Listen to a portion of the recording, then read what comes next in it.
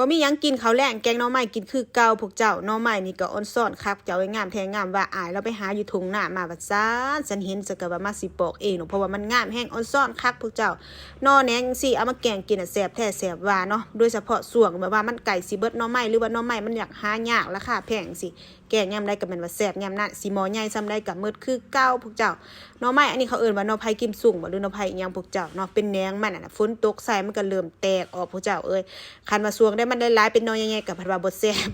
แซ่บแต่ตอนที่มันหายากหรือว่าหน่อน้อยๆจังซี่น่ะนะปอกแล้วเขาสิเอามาทุบแบบนี้เลยทุบเอามันจังแซ่บพวกเจ้าแต่ว่าบางคนก็มักหั่นมักซอยก็แล้วแต่ผู้มักแต่ส่วนตัวข้อยมีความรู้สึกว่าตัวน้อยๆแบบนี้ทุบแบบนี้แหละแซ่บดีพวกเจ้าเอ้ยแต่ว่าบางอันมันน้อยแล้วก็มาบีๆออกก็ได้เนาะเอาไปต้มก่อนตอนต้มนี่ข้อยสิใส่น้ำตาลกับเกลือลงไปหน่อยนึงเพื่อให้มันจืดไว้พวกเจ้าต้มหน่อไม้ไว้สิไปซ้อมแซ่บผักเครื่องเคียงอันอื่นมื้อนี้มีผู้ซอยเชฟพวกเจ้าคือร้านทรายของข่อยเอง5 ปีพวกเจ้าเพิ่นอยากกินแกงหน่อไม้น้ำก็เลยเพิ่นบอกว่าถ้าอยากกินก็มาเฮ็ดซอยเพิ่นก็เลยมาตัดใบยะนางซอยพวกเจ้าส่วนเฮาก็มาซอยอันตีนเฮ็ดออกพวกเจ้าเฮ็ดฟางนี่ซื้อมา50,000 กีบแต่ว่ามันอยากบานเนาะส่วนตัวข่อยแกงหน่อไม้คันบ่ได้ใส่เฮ็ดฟางคือจังว่ามันบ่แซ่บปานใดจังซี่น่ะอาจจะมักไผมักมันพวกเจ้าเนาะก็ถือว่าได้หลายเติบอยู่นี่เครื่องเคียงและของทุกอย่างพร้อมไปเฮ็ดกันเลยพวกเจ้ามื้อนี้พิเศษแกงใส่กบหน้านำพวกเจ้ากบหน้าลอกหนังเผาทำความสะอาดเรียบร้อยเอาหน่อไม้ลงไปใส่เลยบัดนี้เนาะใส่กบที่เฮาล้างไว้ลงไปบัดนี้ใส่ปลาหมึกน้ำพวกเจ้าเลิศซะแม่นแตนใบยะนางมื้อนี้บ่อยากเคี้ยวปานใดมันเป็นใบยะนางผูอีแม่ละว่าเนาะ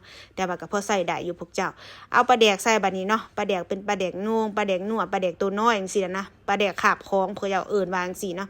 เอามาใส่เลยบัดนี้เนาะใส่เฮ็ดฟางลงไปอันต้มให้ทุกอย่างมันสุกบัดนี้ใส่หมักพริกล้อลงไปพวกเจ้าใส่ตามด้วยหมักพริกอีหยังตำลงไปอีกนี่พริกแดงจินดาปรุงรสด้วยการใส่แป้งนัวหรือว่าใส่เกลือน้อยนึงใส่กะปิลงไปนำมันจังมีรสชาติที่กลมกล่อมขึ้นพวกเจ้า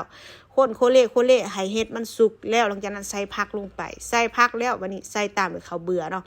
บางคนเฮ็ดแกงหน่อไม้สิใส่ข้าวเบื่อตั้งแต่ตอนทำอีทแต่ว่าข่อยน่ะบ่มักเฮ็ดแบบนั้นเพราะว่ามันติดหม้อพวกเจ้าเฮาตำหรือว่าเฮาแซ่ให้มันนิ่มแล้วนะเฮาใส่แป๊บเดียวมันก็ข้นแล้วจังซี่เนาะ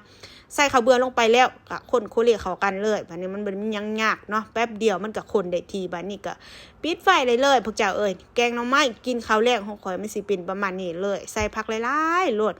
ตักเอาไปกินกับข้าวเหนียวฮ้อนๆจังซี่น่ะคือเล็ดซะแม่นแต้นคันมีผักแว่นมากินกับนี่แห้งแซ่บอีกเลยแต่ว่ามื้อนี้บ่มีผักแว่นพวกเจ้ามีแต่แกงหน่อไม้นี่ก็แซ่บคือกันแล้วล่ะสุดยอดเลย